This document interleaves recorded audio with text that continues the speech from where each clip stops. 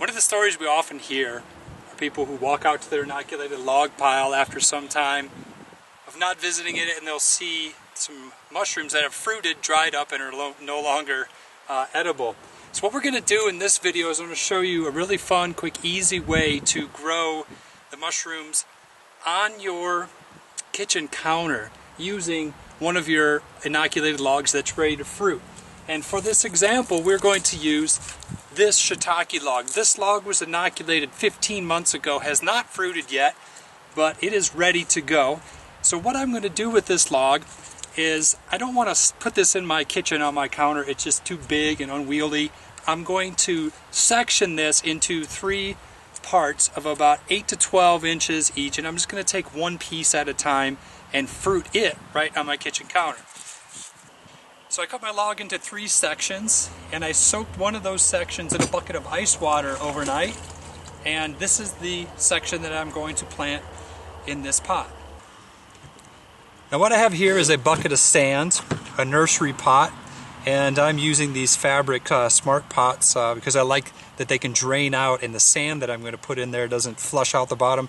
But you can use any nursery, old nursery pot, a gallon or 2, as long as it has holes so the water flows out the bottom.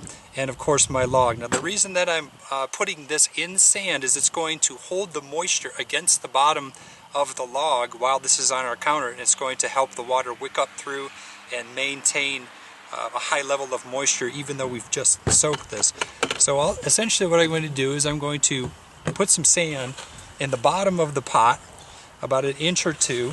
I'm only going to bury this about halfway because you never know where the mushrooms are going to fruit from. So I want to leave enough of the log exposed. And once I have this buried halfway, I'm going to give it a good watering, just like you would a house plant, to wet the sand. And the sand is going to stay moist for quite a while, actually probably a week or so.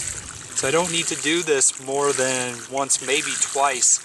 I'm going to let this drain for about a good hour. I'll clean this up, and then I'm going to bring this inside and set it up on the kitchen counter or somewhere in the house where I can keep an eye on it.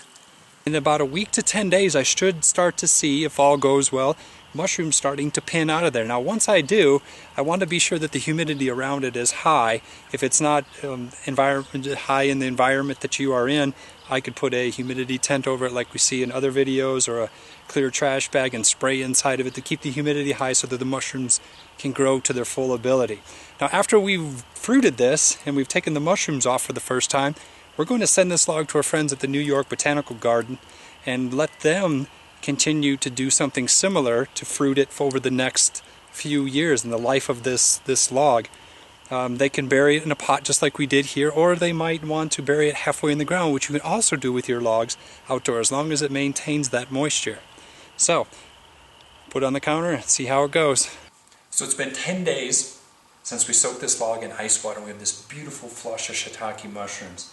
Now later, after I harvest these, I'm going to take this log out, soak the second of the 3 logs that we originally cut, and replace it back into this same pot of sand, and keep it here on the kitchen counter, and hopefully in 10 days to 2 weeks I have this second batch of delicious shiitake mushrooms. And then of course I'll continue with the 3rd log. This is a really fun, simple way to grow right on your kitchen counter, and we really enjoy this. This one we're going to make a recipe called shiitake bacon. I'll have to show you that in a separate video. It's our favorite. So give this method a try. It's really fun, simple. Kids love to watch it. We love to watch it. And enjoy. Happy growing.